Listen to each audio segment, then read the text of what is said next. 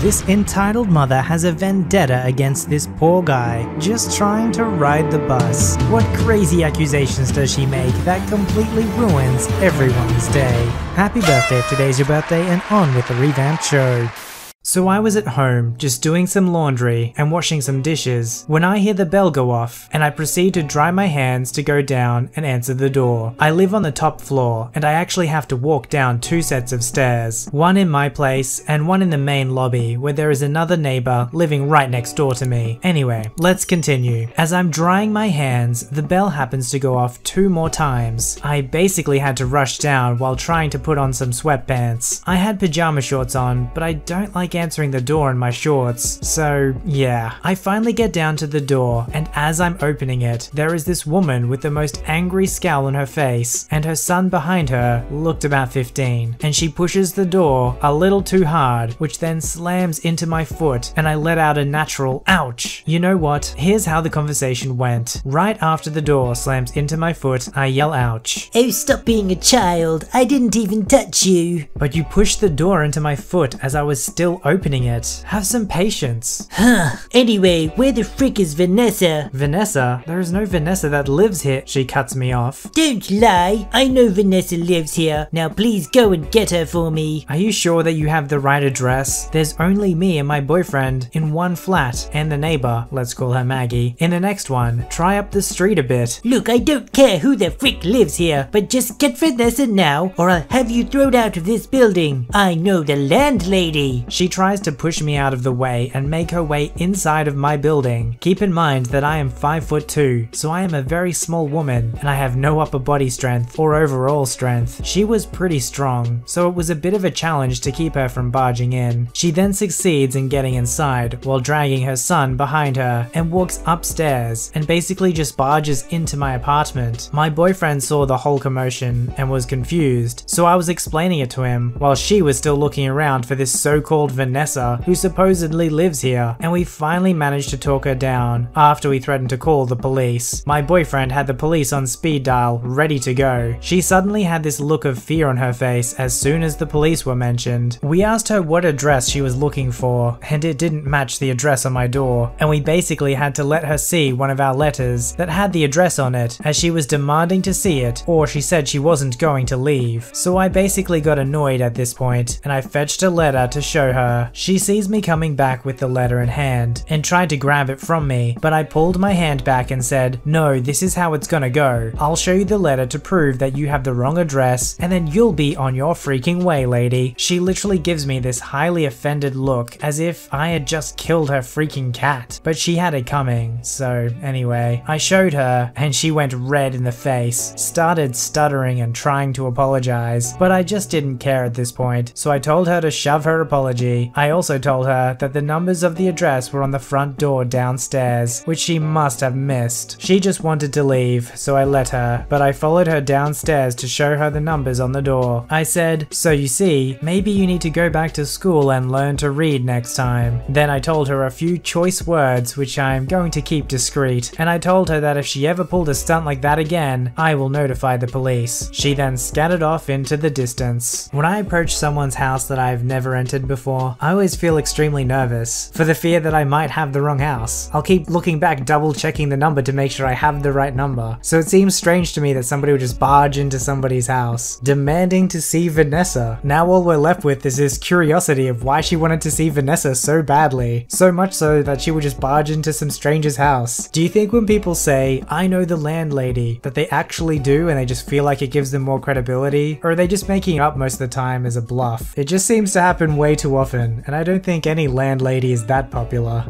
I've used buses all my life for long distance travel and never encountered this level of BS-ery. This all happened in a span of 5 minutes. I take an early bus back to Washington DC after spending a lovely Easter weekend with my girlfriend's family. Seating is first come first serve, and I go to the back of the empty bus so that I am closest to the bathroom. Everyone else shuffles in, and the bus is about halfway full. I'm lucky enough to have the big back seat to myself. I hear her before I see her. EP. Medium length hair, bold highlights, hoop earrings, and bejeweled sunglasses. She's on the phone with, I assume, her husband, and is all but dragging a sleepy 3-year-old by the hand into the bus. I stick in my earbuds and try to bunker down for a nap when I feel a shift in pressure behind my head. I open my eyes and see the EP 6 inches from my face, her hand on my headrest. Her sunglasses are now on top of her head, and she's looking at me like I insulted her shirt. Can I help you? Yes, I need this back seat for my little baby. They're not potty trained, and I need to be as close to the bathroom as possible. Can you move? I move right away. Who am I to deny a kid who needs to go potty? I grab my backpack and shimmy out the seat, around the mum, and see an open seat across the aisle. No sooner do I place my backpack in the overhead storage area and sit down when I hear her dissatisfied screech. What was that? Were you raised in a barn? What are you talking about? You never said bye-bye to Sleepy Kid when you moved. You are so rude. Look, they're so upset that they're crying. Sleepy Kid is whimpering, but it's 3:30 AM and they're rubbing their eyes. Clearly the kid is just tired and their high-pitched mother isn't helping. Me, just wanting to avoid conflict this early in the morning. Okay, I'm sorry. Turning to the Sleepy Kid from my seat. Bye-bye, Sleepy Kid. This of course does nothing to assist the tired child, and the mother goes full-on crazy. What was that? You didn't do it right. Get up and do it again. She picks up the now whining child and points to the seat where I just moved from. You want me to move where I was, say bye, and move into this seat again?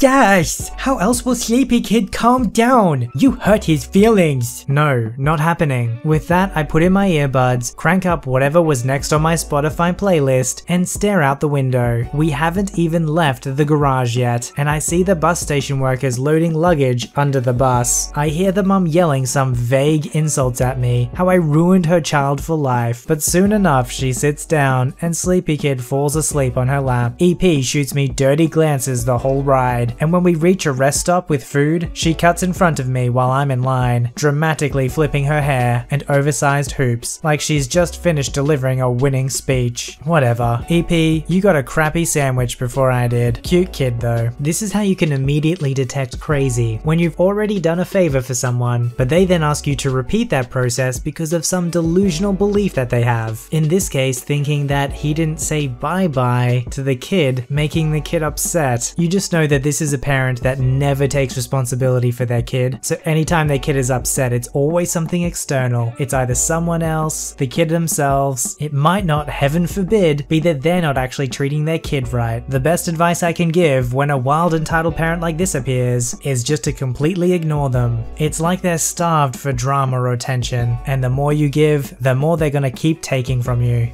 My daughter is 4 years old, and yesterday her preschool class went on a field trip to an 1800s themed park. This is a place where all the workers dress in traditional 1800s dress and teach the kids about life during that time period. My daughter's class was having a lot of fun. They rode ponies and sang old nursery songs and went through traditional period kids' rooms in big houses and did a lot of fun hands-on activities. One of the activities they offered was making their own 1800s style dolls out of corn husks and twine. Honestly, I thought they looked a bit like voodoo dolls, but my daughter loves hers. This is where the problems start. Enter entitled mum and her spawn. These people were not part of my daughter's group. They had just come for the day themselves, but they were sitting at the same table as we were during the doll making. And lucky us, they sat right next to me and my daughter. So I got a front row view of the following. Mommy, this is boring. Entitled mum, speaking to the park worker who was teaching kids how to make dolls. Don't you have any other toys to make that are more fun? No ma'am, these are traditional toys from the 1800s, and they can be fun if you use your imagination. My daughter, speaking to EK, it's fun. Look, you can draw a face. No, this is stupid. It's not nice to say stupid. EM, speaking to my daughter, don't tell my EK what she can say. Me to the entitled mum, please don't raise your voice at my daughter. She was just trying to explain that these toys can be fun. Do not speak to me. Who are you anyway? Turning back to the worker, I need you to find me something else that we can make that isn't boring. These don't talk or light up or anything. Ma'am, toys in the 1800s didn't do those things. Kids had to rely on own imagination. I cannot believe I paid $34 for this crap. There is literally nothing fun here for EK. Where are the rides and games? This isn't Disneyland, ma'am. There are no mechanical rides or games. EK can ride the fun ponies though. If I wanted EK to ride a pony, I'd buy her a freaking pony. She wants to make something fun. Like at Build-A-Bear? Well, you could go to Build-A-Bear. There's a mall not too far away. That's ridiculous. I paid $34 to come here. I expected to have fun. If there's no fun here, then I demand a refund. Ma'am, please lower your voice. If you want a refund, you'll have to go talk to the ticket desk. Funny how the ticket desk has a freaking credit card machine. Last time I checked, the 1800s didn't have credit cards. And then she and her spawn stormed off towards the ticket window. My daughter, Mommy, that lady was crazy. I have no idea if she ever got her refund. Why would anyone pay good money to go to a theme park that they didn't know anything about? With any choice you make, there's opportunity cost. By going to that theme park, they're not going to another one. So wouldn't you want to know if there were rides, what activities you could do, what's available? It's a very specific kind of theme park, being 1800s themed. I remember going to one of these when I was a kid, and it's really fun if your expectations are set right. It was fun seeing what buildings and shops looked like over 100 years ago, and we even got to pan for gold. Not that we ever found anything. It really just depends on what your expectations are, and if you don't do any research and just rock up and pay money, then it's your own fault for wasting your time and money.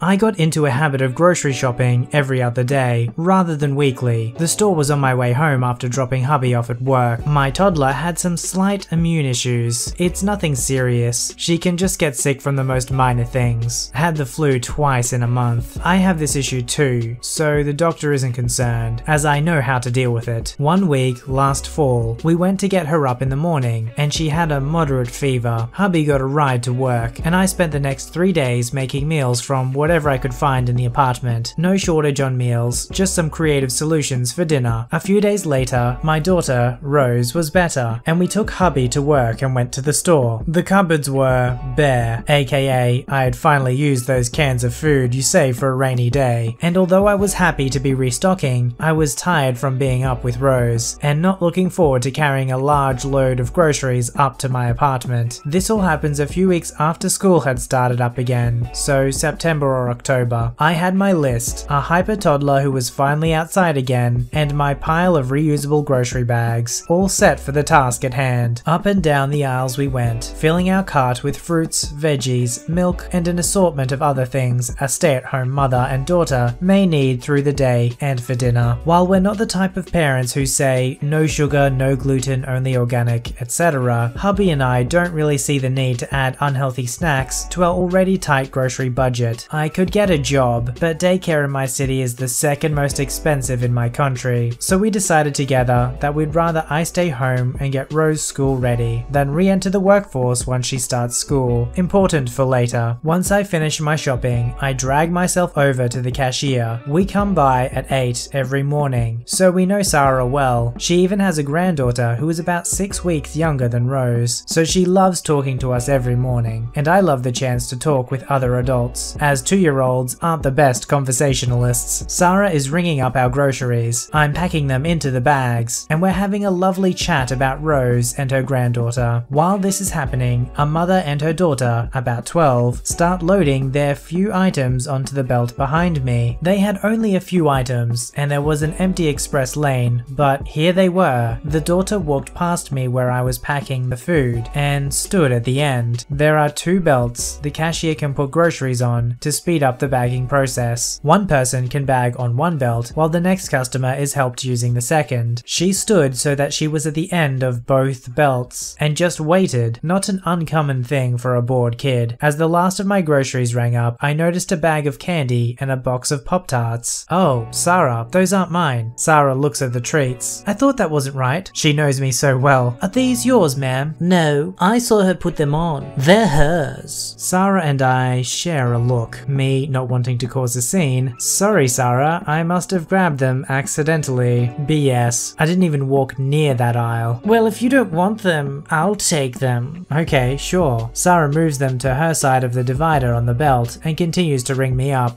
Excuse me. Yes, ma'am? Those are her. I'm just taking them. We looked at her in confusion. I didn't want them, and you said you'd buy them. No, I said I'd take them. You're still buying them. Nope. I grabbed them from her side of the belt and passed them to Sarah. EP made a weird noise that sounded like a pig being strangled. She kinda looked like one too. Sarah and I ignored her. She's dealt with far too many of these people, and I've never been one to put up with anything. I've had cousins try to have me babysit 6 kids for $20 a day. I paid, said bye to Sarah, Rose blew her some kisses, and we headed to the car. I packed the car and was in the middle of buckling up Rose when I hear scoffing behind me. EP to her daughter. Look, sweetie, see how fat she is? Rude people get fatter every time they hurt someone. Yes, I'm overweight, but nowhere near her or her daughter's size. I closed Rose's door and opened mine. Then you best be careful, cause you're reaching critical mass. I jumped into the car, closed my door, and flipped her off as I started up the car and drove off. She was red in the face, screaming at me, as was her daughter. I was bullied a lot as a child, and it has made me very cynical and quick to turn into a bee when I'm attacked like that.